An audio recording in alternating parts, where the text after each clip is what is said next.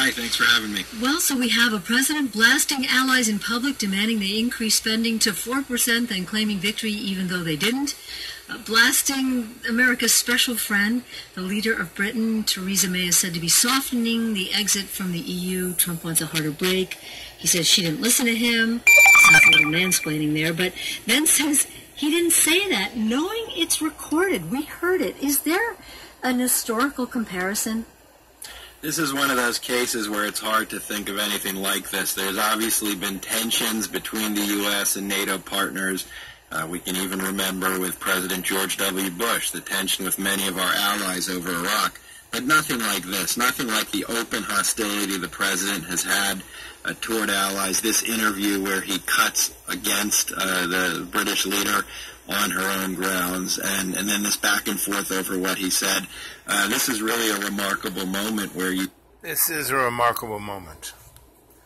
We are at a place where there are powers unseen forcing humanity to go into areas where they, A, don't need to go, haven't gone before, and the outcomes aren't here yet, but they, you look through history, and the most interesting thing about history is the unexpected outcomes.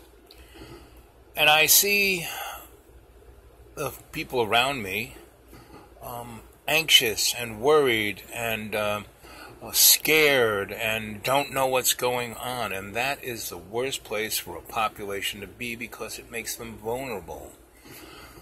And no one is building bridges, no one is building, everyone is pointing at the other as they're the problem. We need to get rid of them.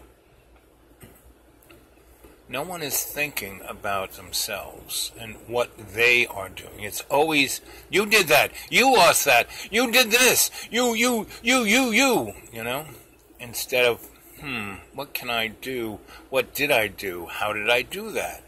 I'm a moron. I do stupid things all the time, but I have an ability to step back and look at my actions and see what they were and what the outcomes were.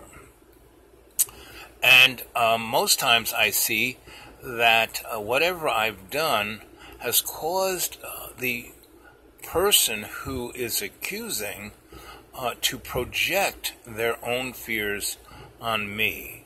So I'm having the empathy of experiencing what the Muslim population or the Mexican or Hispanic or south of the border population. And it's only when we can see things like the boys stuck in the cave. That got everyone's empathy because they could see the children. They could see the bicycles, they could see the shoes, and they weren't dead yet. Meaning, once you're dead, it's, just a number. Like what's happened to Puerto Rico, no one seems to care, even though it's going on. Meaning, that storm was last year. No, the storm is still going on in its effect on the people. And those folks are Americans. But we don't see them as Americans, They're Puerto Ricans. They're like foreigners. They're like